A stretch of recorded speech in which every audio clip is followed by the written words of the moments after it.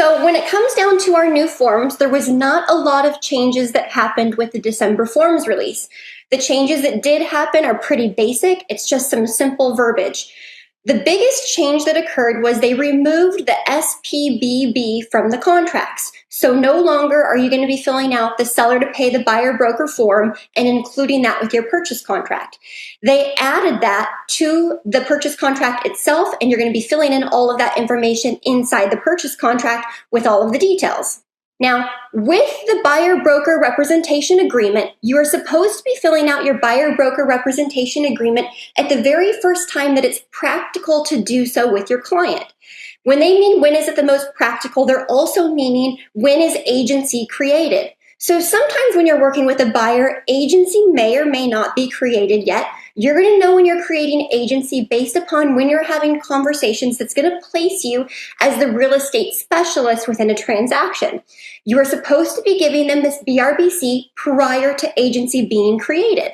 So when can agency be created and not be created? So you would be looking at showing a property. Usually showing your very first property is the last opportunity for you to create your BRBC. So if you're just talking to them on the phone, you're emailing back and forth, maybe you don't think the agency has been created yet, that's fine. But by the time you're showing your very first property, agency should have been created.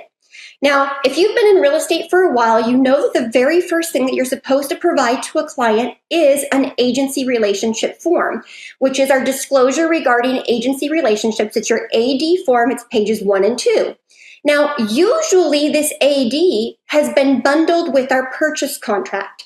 It's bundled with the purchase contract because the California Association of Realtors assumes that we as agents may not be doing our disclosures properly. So as a fail-safe, they've put this in the purchase agreement because they're like, gosh, what if they didn't do agency as soon as they started becoming this client's agent?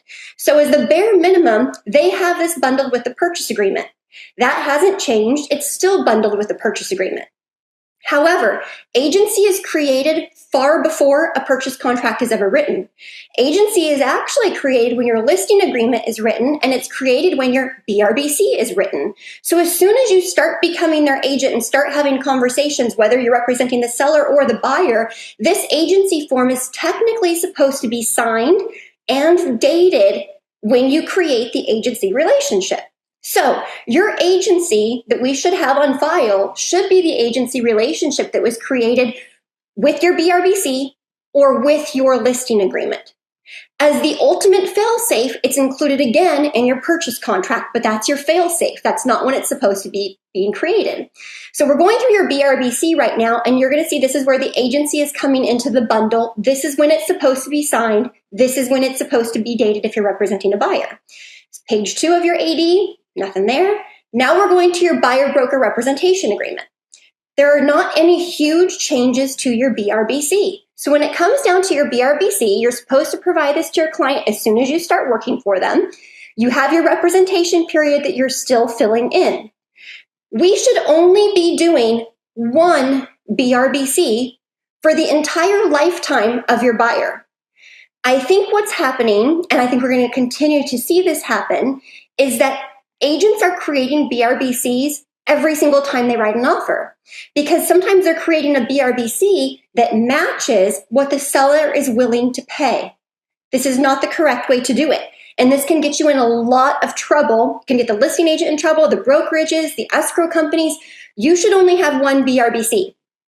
If what each seller decides to pay you is different, you're going to modify the BRBC, or you have to cancel your BRBC.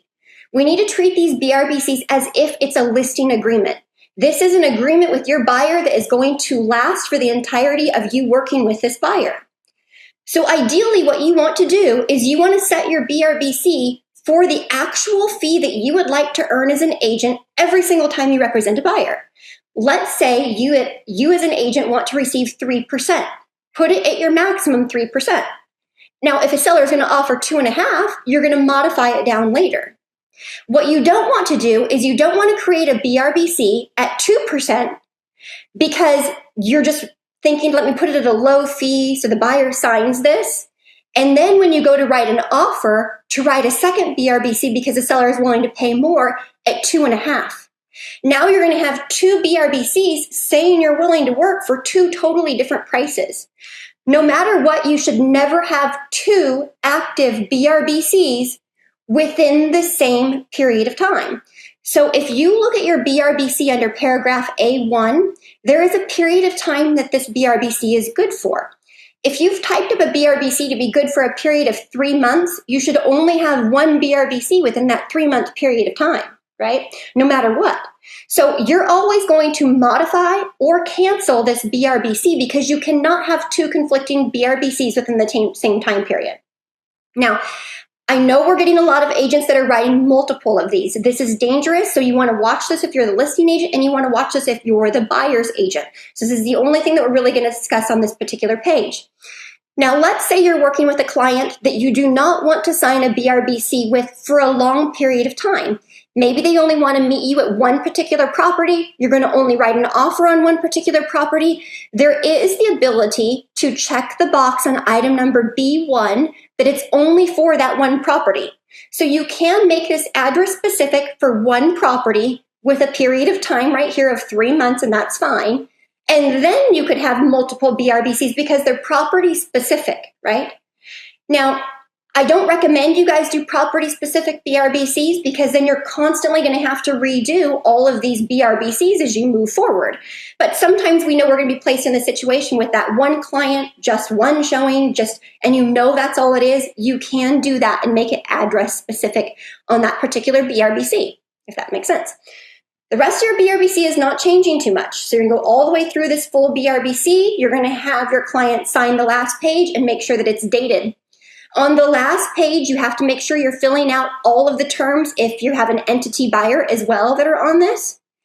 And if it's exclusive, you need to make sure that you have this initialed at the last page of your BRBC as well. All right? So not too many changes with the BRBC, but if you have questions on the BRBC in general, we're going to open this up to a Q&A later. All right. Now, what I'm going through right now is your buyer-broker bundle. So if you're doing a buyer-broker representation agreement, you're going to be going through this entire bundle. Remember, the entire bundle is going to be signed and dated when you do this bundle. So all of the addresses for your buyer's investigation advisory, for your broker compensation advisory, all of these forms should be dated when you initially sign this. Same thing as the possible representation of more than one buyer or seller. This is going to pull up in your purchase contract. But this is not when you're supposed to disclose this. You need to disclose to all parties that there's the possibility of dual representation when you first start working with them. The fail-safe is in the purchase contract. So again, ideally what you're looking for is these initial forms. Also included in this bundle is your CCPA, your California Consumer Privacy. That's going to be attached. So all of that is included in your initial bundle that's signed with your buyer immediately. You have one BRBC for the entire time you're working with this buyer. Maybe it's for a 3-month period of time, and that's what your BRBC should be.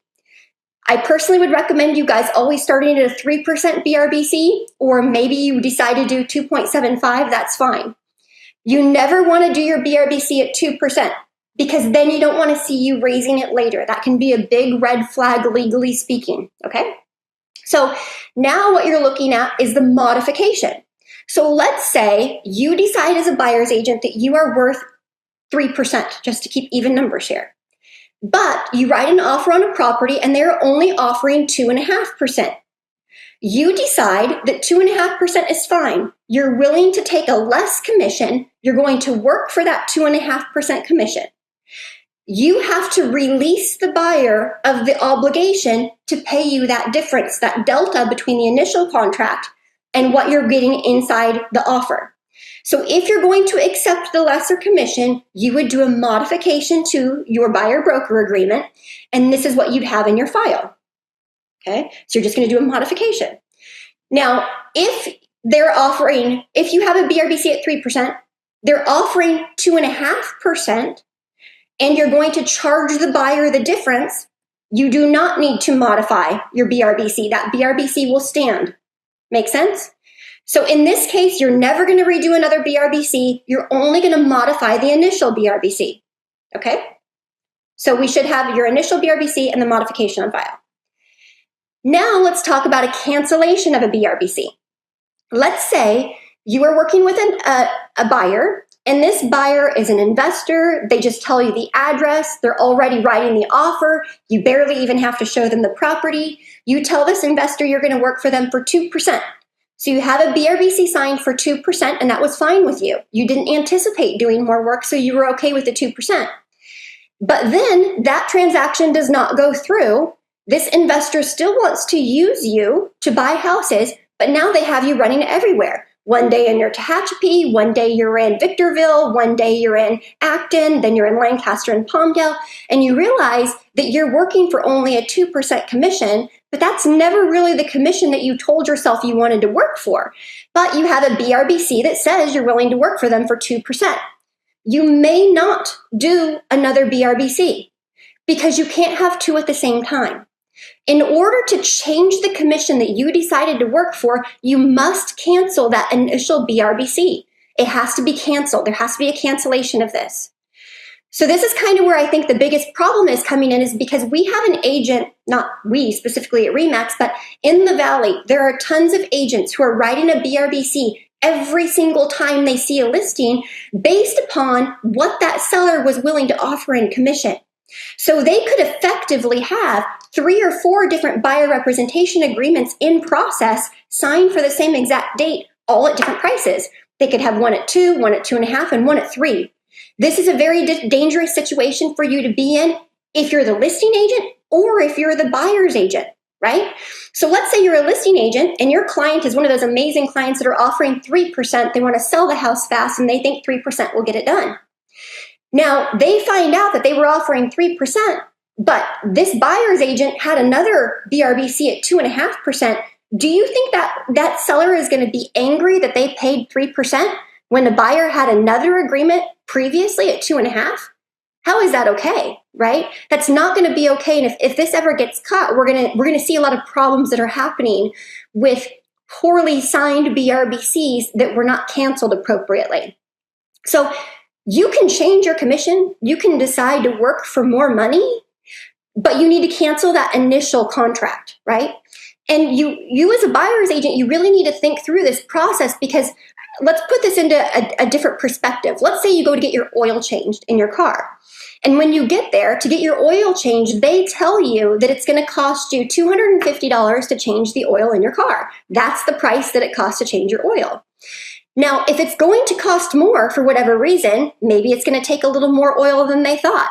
Maybe that there's a problem. Maybe they misquoted you. They thought that your car could take the cheaper oil, but come to find out it needs a different kind of oil.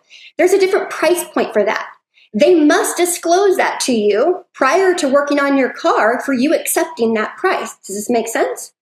Now, you can't have a company who's changing your oil decide to charge you 2 totally different prices for this same exact product. That wouldn't be very legal. That wouldn't be very right, correct? You would be angry at something like that. So as a buyer's agent, you really need to develop something that says, I think that I'm worth 3% when I represent my buyers. And that is your fee. That is your fee for the rest of this year or for the rest of whatever time frame or situation that you've provided. A full service buyer's agent that is showing multiple properties, let's say over 5 or 10, is worth 3%. Great, that's your fee. You can reduce that fee. How can you justify in a court of law that for one, buyer A, you charge 2%, and buyer B, you charge 3%? How is this happening? Now, if you go into that same court of law and say, well, I had to charge less because the seller did not allow for any more compensation, so I was willing to accept a lesser fee, that would be okay. That's documented and okay. Now, think about this. What if it's worse? What if there's different racial things that come into play, right? What if it's a problem with fair housing? What if you actually tap into an age issue? What if buyer A, you charge less, buyer B, you charge more, and they can claim that there was a fair housing issue with that? You're going to be in a lot of trouble, right? So your initial BRBC, I highly recommend you be the fee you charge to everybody all the time, unless there's a reason it should be less. then you would only modify it lower if the seller was not willing to pay that full fee. That would be acceptable. Does this kind of make sense? So you want a baseline fee of what you're charging people. Kind of like what we do for our sellers. If we go on a listing appointment, you say, hey, I charge 3%.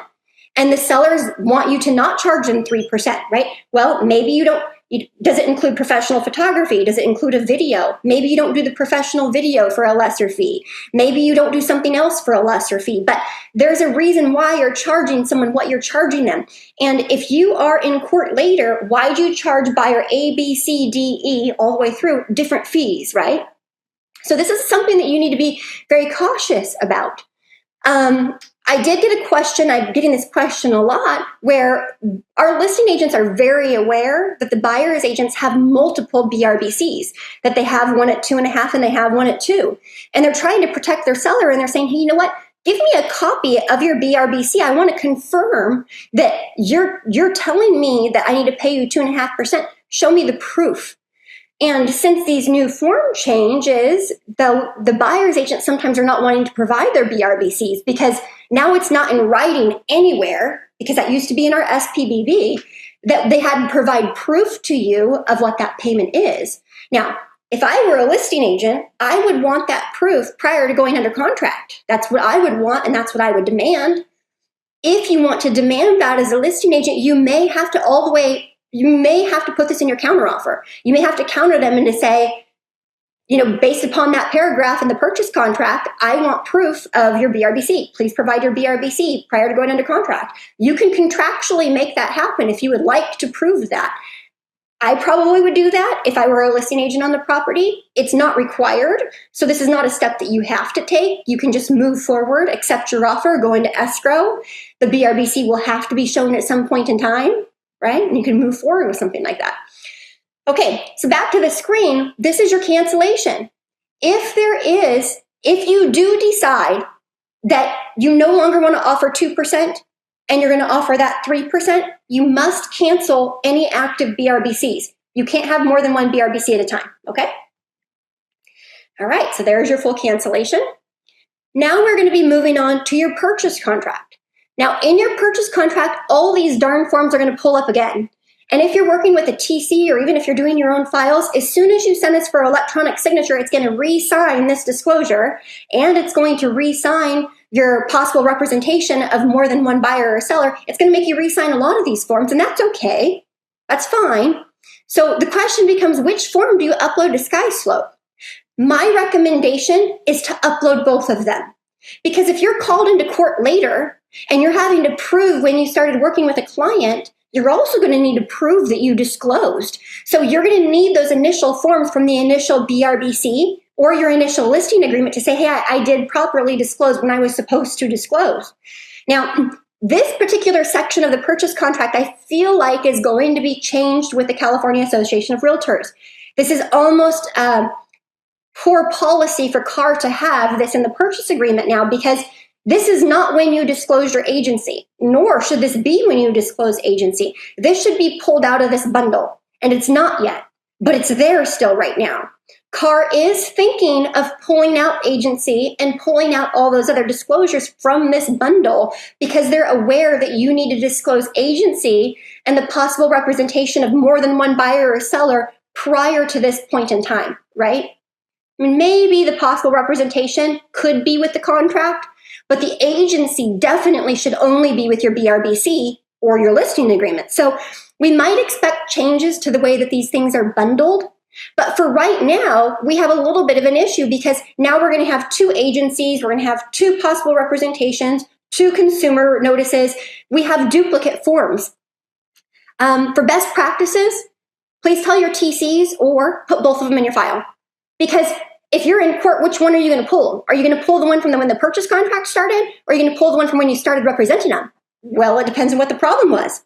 If the problem with your representation was because you were working with a buyer and you had multiple BRBCs and were having to fight this in court, then we have to have the agency from the very first one, right?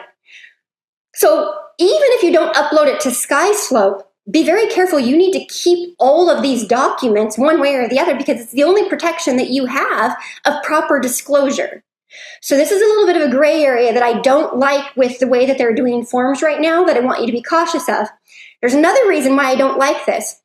Our team, as far as compliance goes, we will never know when you did your first agency. We have no idea. So at the bare minimum, we have to have an agency. We have to have all these disclosures dated prior to the purchase contract. That's all we know because we don't know anything else in your file. So if you have multiple, please put multiple. If you don't, then just make sure you have this one with your purchase contract at the bare minimum. I think this makes sense to you guys, but let me know if you have any questions on it. All right. So now we're going to be stepping into the purchase contract. The only place where you're going to be talking about your commissions inside the purchase contract is on page 2 at the top. I actually like this much better. I think this is a cleaner way for us to be handling commissions because it's under the same line as all the other compensation from the seller for different types of concessions. It puts it in the grid. I think that's also pretty clean for our sellers and our buyers.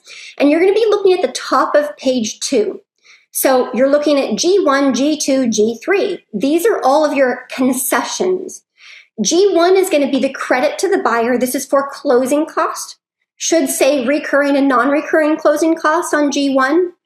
You'll notice on G1 it only says for closing cost. If you want to add for recurring and non-recurring, you could add that under additional seller credit items. This would also be, which is G2. This is also be where you're going to note anything for VA non-allowables or any other terms of how you want that credit applied needs to be listed in G2. As far as the seller paying the compensation to the buyer broker, it's going to go in G3. Please be sure to check the box, the payment buyer's obligation to compensate the buyer broker, and you're going to put the information of how much you want them to pay in the box to the right. Now, underneath that, it says buyer compensation affirmation. This affirmation or this verbiage was pulled from the SPBB and put directly in the purchase contract here. It says that the buyer affirms and represents that at the time the offer is made, the buyer does have a written agreement with the buyer's broker. It is valid. It covers that property address and it provides for compensation no less than the amount stated above.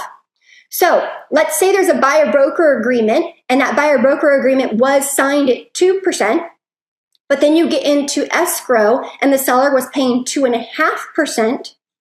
If the buyer-broker agreement is at 2%, they cannot earn 2.5%. So escrow should be validating this and making sure they're only earning the 2%. They will earn, a buyer's broker can only earn what is in their buyer-broker agreement, period. So if the buyer-broker agreement is less than your seller agreed to pay, they get paid the less then. Now, this goes back to if you're a listing agent, do you want a copy of this? Yes, I darn well do if I was a listing agent because I would never let my seller's proceeds be at the mercy of that escrow company, right? You would never do that to your seller. There's a big reason for this. Now, if it's our escrow company, if you're using escrow 1, we have the girls checking that. You're going to get paid whatever you contractually agreed to. So if your buyer-broker agreement is at 2%, you're going to get paid 2%.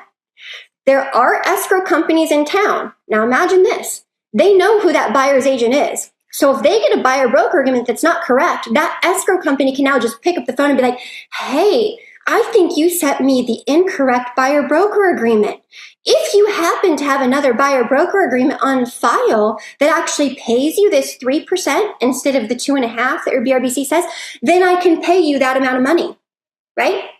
We've now put the checking of that on escrow. And to me, that's never a place that I would want my seller to be being double checked at. So I did get a call from one of our agents and they're like, hey, this buyer's agent's not giving it to me and I want to force them to give it to me.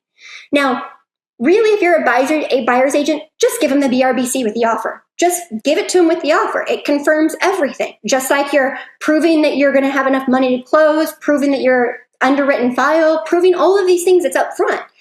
But since CAR removed the verbiage from the SPBB, for you to force a buyer's agent's hand, you actually have to counter them for it. If they're trying to stick their feet in the mud and not confirm that with you, you might have to put it in your counteroffer. Buyer's agent provide a BRBC to show you what their compensation states.